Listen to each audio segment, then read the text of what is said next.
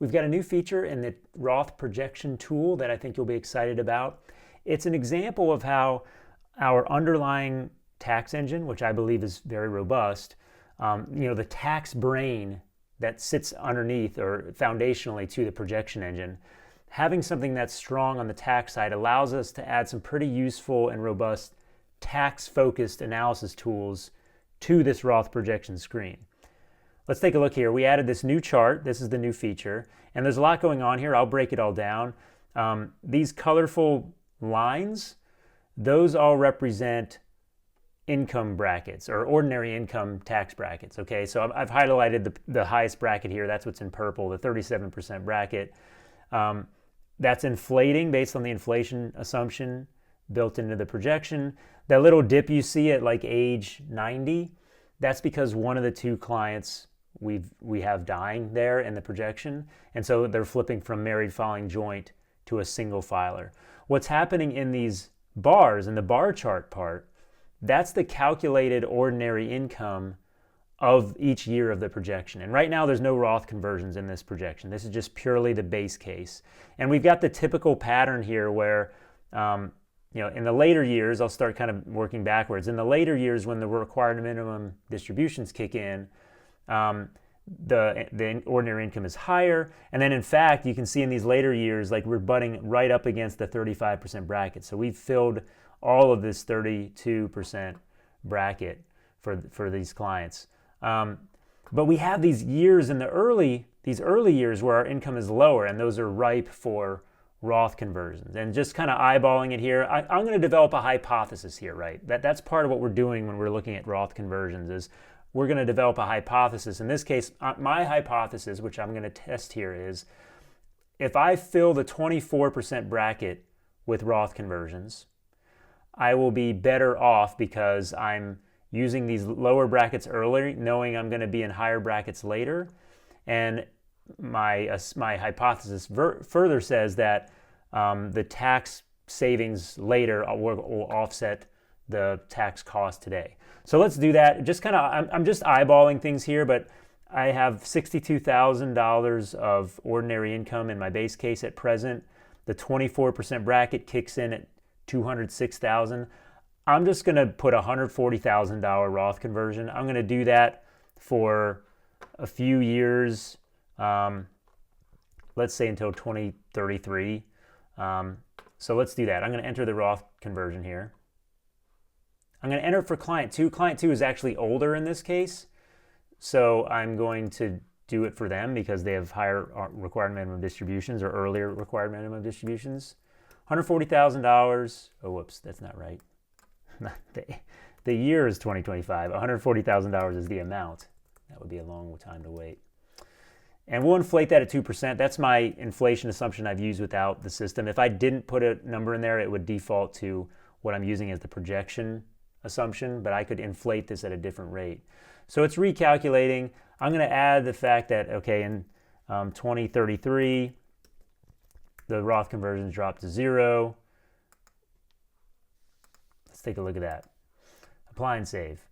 And just so you can see, I'm going to toggle to years so it's easier for me to understand. So age 66 to age 74 for client number 2, I'm doing $140,000 Roth conversions, and I'm inflating that at 2% a year. I'm just kind of increasing it because that's how my brackets are inflating. Let's see how it looks. I'm actually going to come back to the ordinary income chart. Now I'm going to end there. But I had a hypothesis that the client would be better off doing Roth conversions of that amount. So let me just kind of go through some of the other charts that you would be familiar with if you've used the Roth projection tool before. This is a chart showing the total tax year over year over the course of the projection. In blue is the Roth conversion case, in green is the base case. As expected, I'm paying more taxes in the earlier years when I did the Roth conversions. As expected in later years, my base case I'm paying more because I've eliminated a bunch of required minimum distributions with my Roth conversions. It actually looks like in the very, very later years when I've presumably exhausted my tax deferred and taxable accounts, all I have left is Roth, so there's no taxes at all later on. And I'll show that in the first chart in a second. Portfolio value, yes, it looks like this is good. This is what we expected.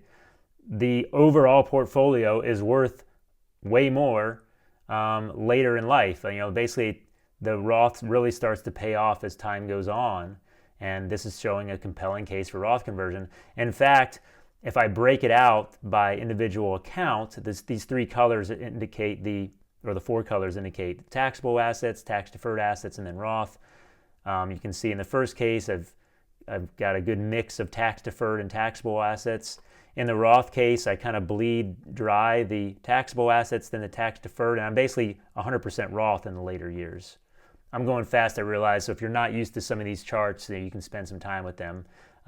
These have all existed before. Here's a chart that shows the required minimum distributions. This is what I would expect as well. By doing the large Roth conversion, the blue case here, I've drastically reduced my required minimum distributions, which in turn has drastically reduced my ordinary income in those years, whereas the base case, those required minimum distributions continue to grow over time. So let's return to that first chart. So what changed about the first chart is we now have added, it's kind of hard to see, but you've got two bars for every year. One is the base case and one is the Roth conversion. So the Roth conversion is in dark blue here. And so if you look at it, I did exactly what I wanted to do. First of all, I filled my early years.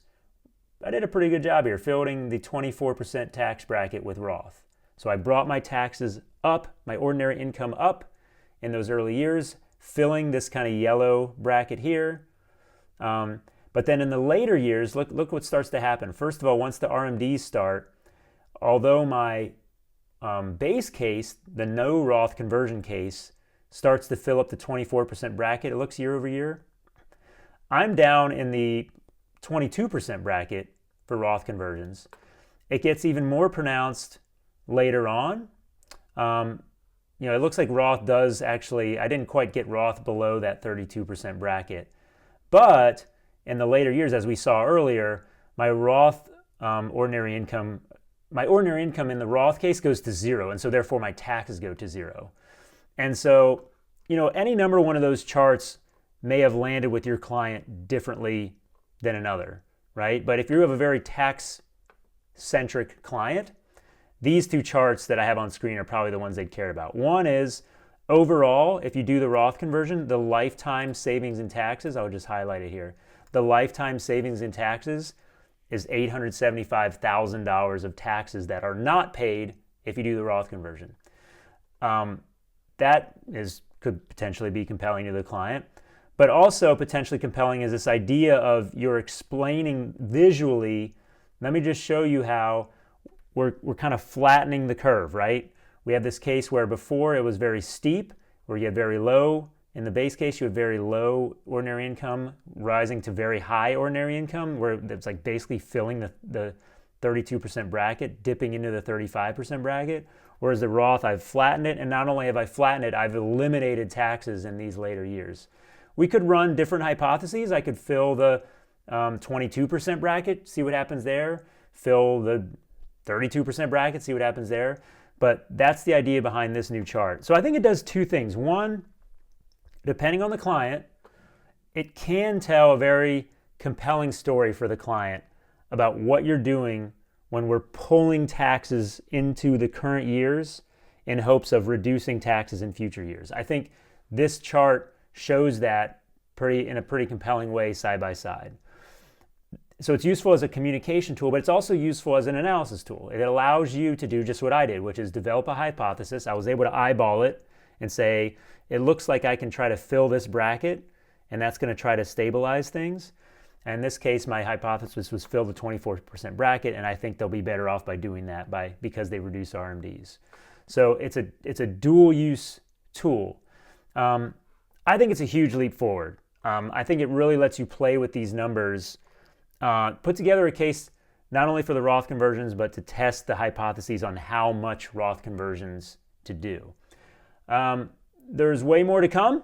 Our roadmap for this Roth projection tool is packed with other cool stuff. Thank you to the advisors who have checked out this tool and have provided feedback. We're going to keep at it. We're going to keep adding to it. But in the meantime, we hope you'll take a look at this new ordinary income feature, and we think you're going to like it.